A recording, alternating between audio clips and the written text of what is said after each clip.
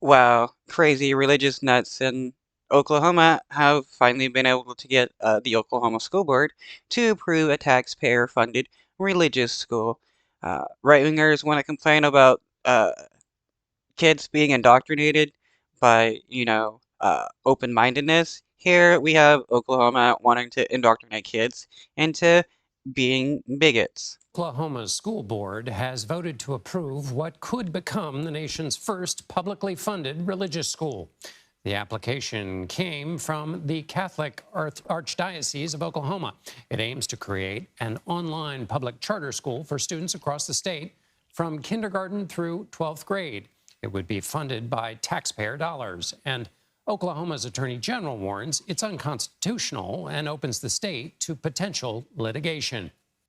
Yeah, what next? Is there going to be a taxpayer-funded school of Satanism, school of Greek mythology and stuff like that? We're very lucky to have Laura Meckler join us. She is a national education writer for the Washington Post. Laura, was this decision by the school board essentially the vote? Was it essentially to provoke a legal fight?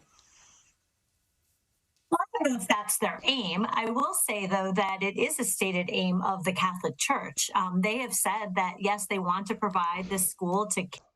I'm not surprised that the Catholic Church is trying to find more ways of getting access to kids, because, we all know what the people in the Catholic Church likes to do when they're with kids. Kids who don't have access to a private Catholic school, but they've also been pretty forthright about the fact that they are wanting to see this tested. They want to push the limits of government funding for religious education.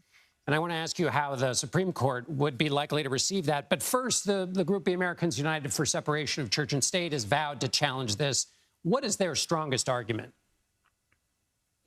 Well, I think their argument is a straightforward, First Amendment argument about the separation of church and state, and this is direct public funding of a religious education. So this. Yeah, this is definitely a violation of the First Amendment of the Constitution, where it states that the government cannot make laws uh, for or against a religion or non-religious ideas. So a state cannot fund a religious school with taxpayer money. There's and we can talk more about the precedents where we've been inching towards this, but this would be sort of strip away any pretense that that's not what government is doing here, and that is in fact public funding of religion. And of course, the Constitution says that there should be no establishment of religion, and many would argue, and historically the argument has been pretty well established, that when the government itself is funding religious activity, that that's not allowed. So their argument's pretty straightforward. It's there in the Constitution. But now give us a sense of the complexity or the context of how the Supreme Court has adjudicated several states affecting this over the last few years.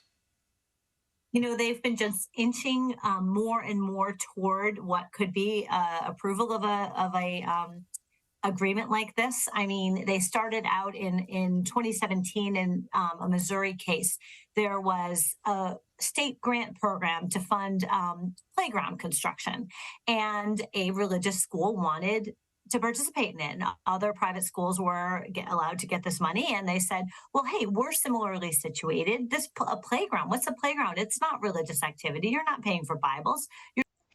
If religious groups want, playgrounds and stuff for their schools, they can pay for it themselves, or just ask their God to create whatever they want, because, God exists, don't they believe that? And God can do whatever they want. So why not ask God to, provide you with the funds you need instead of stealing it from the taxpayers? You're just paying for a playground. And the Supreme Court said, yeah, that's okay.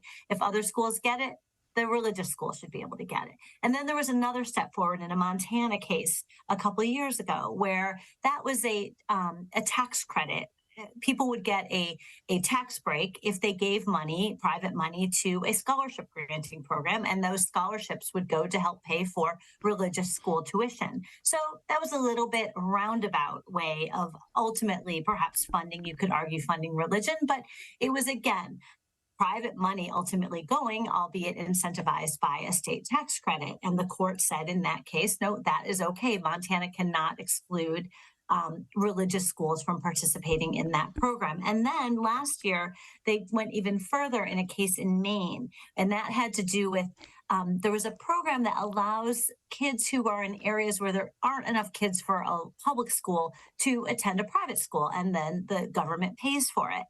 And again, these were traditionally secular schools, but religious schools said, hey, why can you fund these and not us? And the court said, yes, it's up to the parents are making the decision. So if they want to choose a religious school, they should be allowed to. So that was a big step towards this. So now this would be an even bigger step, I think, where you. I don't care what parents think.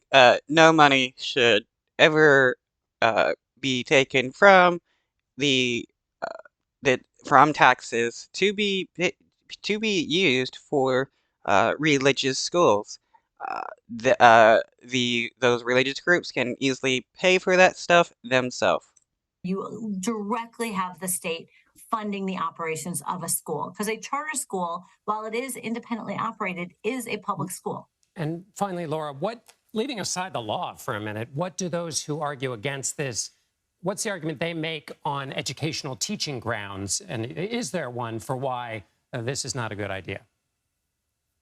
Well, I guess the argument against it would be, do you want if you want to go to a religious school, that, you're free to do that, but that the public shouldn't necessarily be supporting that with taxpayer money, that essentially taxpayer money should not be going to fund religious activity. It could, in fact, in this case. These people are more willing to use taxpayer money to fund religious schools more than they are about actually helping, poor people getting out of poverty. Be essentially paying for Bibles. We're not talking about playgrounds anymore. So I think that's the argument against it. Of course, the argument for it is this is choice. This is up to parents. If parents want to choose Montessori, let them choose Montessori. And they want to choose Catholicism, let them choose that. So that's sort of where the arguments are. And we want to have you on again to talk about all the other places that choice is being implemented, because this isn't just happening in localized areas. It's really a movement across the state. But we're out of time.